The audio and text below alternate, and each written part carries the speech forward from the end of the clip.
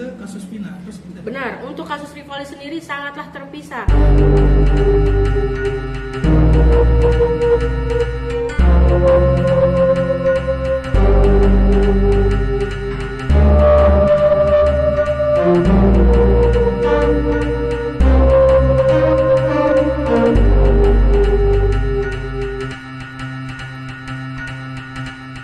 Kasusnya Rivaldi ini sendiri terpisah ya, tapi ditarik ke kasus Vina. Benar, untuk kasus Rivaldi sendiri sangatlah terpisah. Itu anak sudah ditahan di Polsek Kuta Barat dari tanggal 30, ya kan? Terus udah gitu, pada saat tanggal 31 Agustus 2016, ketujuh anak yang ada tinggal di SMP 11 ini ditangkap oleh Pak Rudiana, ya. Terus mungkin kekurangannya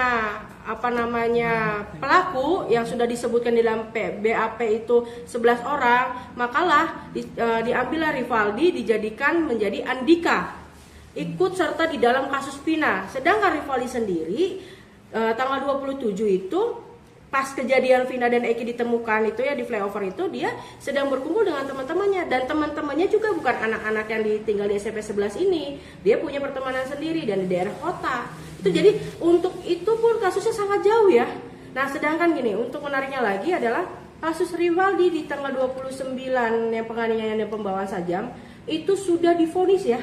Untuk kasus pembawaan sajamnya itu sudah divonis. Vonisnya itu dia sudah dihukum 1 tahun 5 bulan. Vonisnya putusannya tanggal 31 Januari 2017. Sedangkan sidang untuk kasus Vina itu setelah vonisnya dia untuk kasus sajamnya.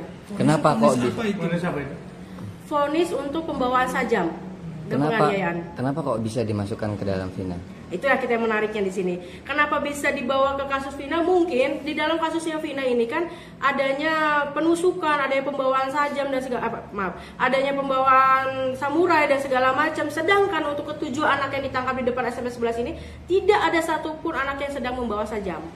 Mungkin kekurangannya alat bukti untuk di bahan kasus di Vina dan Eki ini. Makanya lah si Rivaldi ini disangkut pautkan lah ke dalam kasus pembunuhan Eki dan Vina. Padahal disangkut pautkan juga sajam yang dibawa pun pisau kecil, bukannya samurai yang ada di dalam BAP. Jadi sangat kacau sekali penegakan pada 2016 itu seperti apa? Kalau dibilang sangat kacau, sangat-sangat kacau. Kenapa? Karena pada saat proses pengadilan gitu kan, dari kami pikir jaksa akan lebih teliti dan telaah dalam pada saat kita melihatkan alat bukti dan segala macam. Terus perannya Rivaldi di sini tidak adanya namanya Andika, dari yang namanya tadi Rivaldi Aditya Wardana alias Andika berubah menjadi Rivaldi Aditya Wardana alias Ucil. Itu kan sudah sangat-sangat tidaknya konsisten ya dalam hukum saat itu 2016 itu. Terus juga majelis saat kita hadirkan beberapa saksi yang menyatakan bahwa Rivaldi tanggal 27 itu tidaklah bermain atau berkumpul di depan SMP 11. Tapi saat itu pun maupun jaksa maupun majelis hakim itu tidak ada yang mendengar pembelaan kami tim pengacara dari Rivaldi. Itulah sangat mengecewakan, dan saat ini kami mungkin pengacara saat ini lebih pede ya untuk muncul. Kenapa? Karena banyak media yang mendukung kami. Sedangkan dulu tidak ada satupun media yang mendukung kami. Makanya berharap PK ini mudah-mudahan majelis juga nanti yang membaca PK-nya Rivaldi baca dengan teliti di mana titiknya namanya Rivaldi, sedangkan di sini adanya Andika. Oke, kapan itu rencana akan diajukan? Oke, untuk rencananya sebenarnya untuk tim Cirebon sudah siap untuk berapa persennya.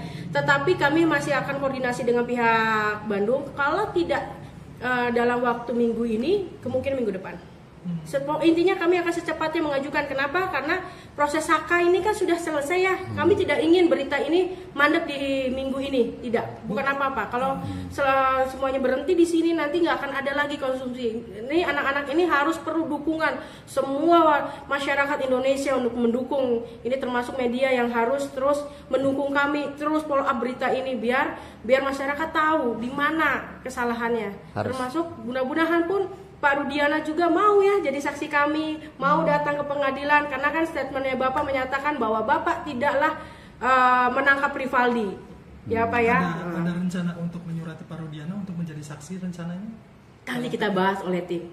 Kalau itu mungkin sangat menarik ya, karena statementnya itu juga kami berulang-ulang sering baca di dalam beberapa BAP, dia mengakui bahwa dia tidak pernah menangkap Rivaldi. Itu mungkin mudah-mudahan dengan secara sukarela Pak Rudiana mau nanti menjadi saksi dari Rivaldi. Seberapa penting kesaksian dia, Bu? Sangat penting sebenarnya. Untuk semuanya itu sangat penting kesaksiannya Rudiana.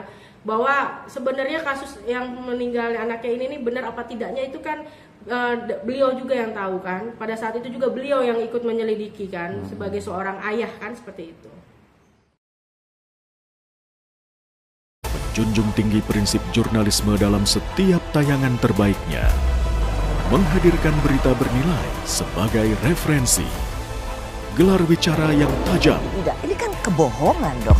Mengupas fakta demi fakta dan mendorong pencarian solusi. Serta investigasi yang mengungkap kebenaran. Rosi, Satu Meja, The Forum, Sapa Indonesia Malam. Nilu, ikuti semuanya bersama Kompas TV.